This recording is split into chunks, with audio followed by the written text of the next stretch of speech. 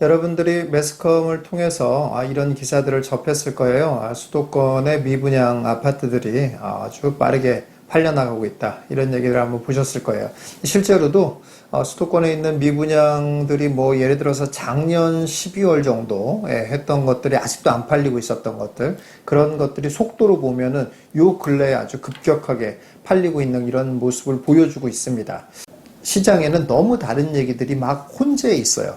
이게 또 이런 이유가 또 있어요. 이 자체가 해석하기가 어려워서 그러는 게 아니라 이 부동산이라는 거는 그거와 관련된 이익 집단들이 굉장히 많아요. 어떤 일이 벌어지잖아요. 그러면 각 그 연관되어 있는 모든 산업과 관련된 사람들이 얼마나 이해관계가 다르겠습니까? 그런 거예요. 그러다 보니 각자 다 목소리를 내는 거예요. 자기 쪽으로 유리하게 시장이 바뀌었으면 좋겠는 거죠. 그러다 보니 이게 옳다 저게 옳다라고 자꾸 여러 군데에서 얘기를 하게 되는 거예요. 그러니까 보통 사람들은 헷갈릴 수밖에 없는 겁니다. 그래서 보통 사람들은 일단 기본적으로 어떤 일이 벌어지면 이런 일이 의미하는 바가 뭔지조차를 정확히 알기가 사실 어려워요. 그래서 이 의미하는 바를 정확히 알고 나야 그래야 미래도 예측이 사실 되는 거거든요. 예. 제일 많이 궁금해하는 건 이거죠. 이런 미분양들이 막 팔려나가고 있는데 제가 지금이라도 이 미분양을 사야 되겠습니까? 라는 게 이제 가장 큰 질문이에요. 그렇죠? 예. 과거의 사례를 보면 이런 미분양을 줍줍해서 아주 큰 이득이 나게 되는 경우들이 꽤 있더란 말이에요. 예. 그렇다면 정말 지금 이 미분양들을 지금이라도 또 팔려나가고 있다고 하니까 계약을 하는 것이 옳을까? 이런 생각들을 많이 하실 수가 있습니다. 자, 어떻습니까? 결론적으로 먼저 말씀드리면 제 책을 잘 공부하셨던 분들은 이 부분에 대해서 정확하게 얘기가 나오고 있죠. 뭐라고 나옵니까?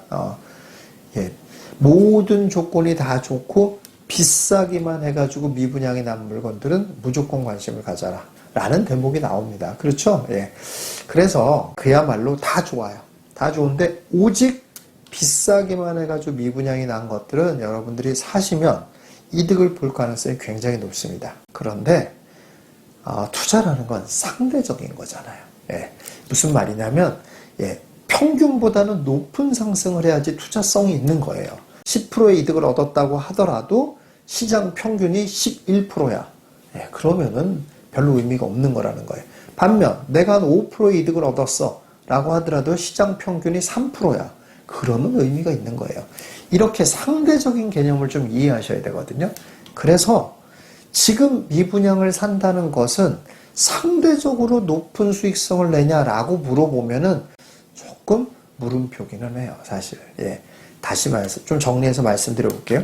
지금의 여러 가지 조건을 다 잘 갖춘 건데 가격만 비싸서 미분양이 난 그런 단지들은 지금 사지 않습니까? 그러면 이득이 되는 건 맞아요.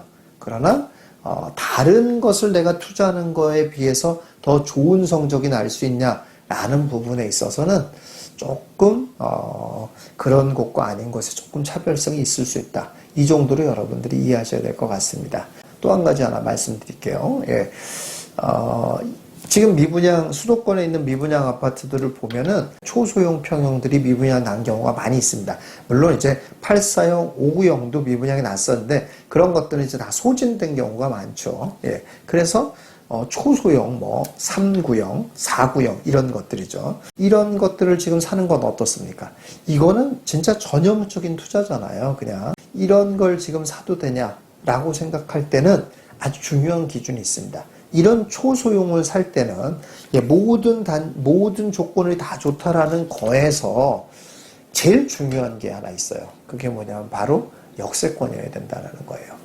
역세권이 아닌 곳에서 초소형이다 라는 것은 투자로서의 가치가 떨어집니다. 그렇기 때문에 미분양을 본다고 하더라도 초소형인 경우에는 역세권이 아닌 초소형이다라고 하면 그거는 지금 사도 잘못될 정도는 아니지만 이득은 좀 만족할 만한 이득을 얻기는 조금 어렵다라고 여러분들이 보시면 되겠습니다. 이제 의미를 조금 한번 또 생각을 해볼게요. 의미는 어떤 의미냐면 수도권에 갑자기 인구가 줄어들고 이래서 미분양이 난 게 아니란 말이에요.